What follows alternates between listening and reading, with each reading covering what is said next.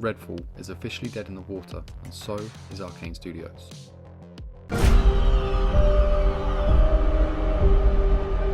Redfall used to look like it was straight out of a postcard.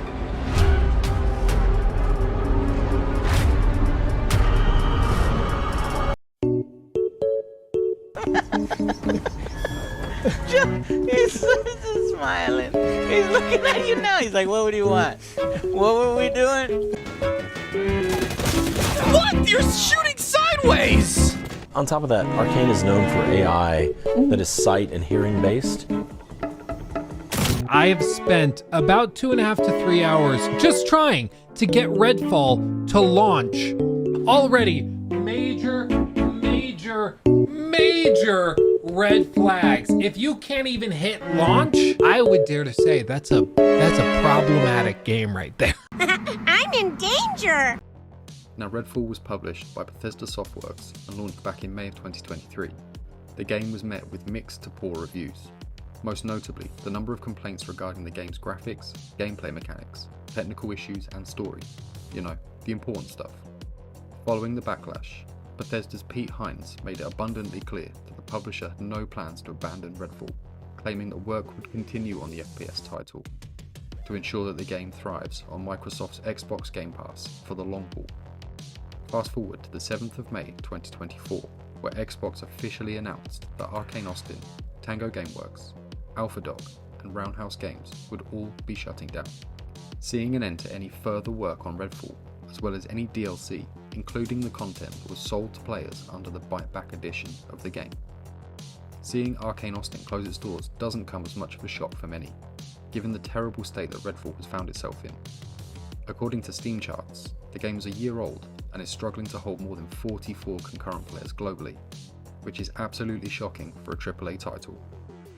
Now, it is no secret that Redfall had somewhat of a turbulent development period, with multiple articles detailing how the studio appeared to have a mixed and conflicting vision of what the game should be.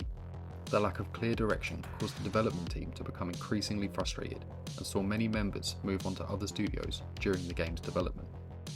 Arkane, the studio that brought us a number of very well received, highly polished titles such as Prey and the Dishonored series, was clearly having some serious internal issues, and it's reported that up to 70% of the team that worked on Prey would no longer be with the company by the end of Redfall's development.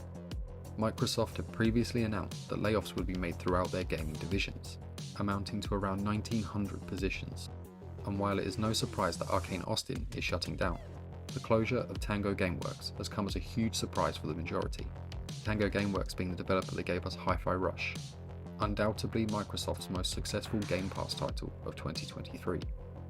The closure of Arkane Austin does explain the absence of any plans for future DLC or updates, and the lack of overall marketing for the game post-launch. The game did receive a 60 FPS update a few months back, and although this did make the game marginally better, it was clearly not enough to entice players back.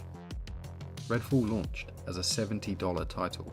However, players also had the option to upgrade their purchase of the game to the Buyback Edition for an additional $15. The Buyback Edition offered an additional 2 heroes, 4 outfits, 1 weapon skin, and 1 weapon attachment. None of this additional content was ever provided. As a result of this, Arkane Studios announced that any players who purchased the Buyback Edition would be entitled to compensation up to the value of the upgrade. It is not clear if this means a full refund, which it absolutely should be, or if the studio will do as Ubisoft did back in 2014 and offer a free download of another title in its place. Although I'm sure that the studio's terms of service protect them from any legal issues regarding this practice, I think we can all agree that this is shady and concerning. The game will remain on Xbox Game Pass in its current state, and servers will remain online for the time being. However, Redfall will receive no further patches, updates or DLC. What we can take away from this whole situation is that a full price, half-baked game really can destroy a studio's reputation, and I hope that at very least, lessons are learned. But as always, let me know what you guys think in the comments down below. If you enjoyed the content and you want to support the channel, you can do so by leaving a like, by sharing, and of course by subscribing. Thanks guys. Good night, peace.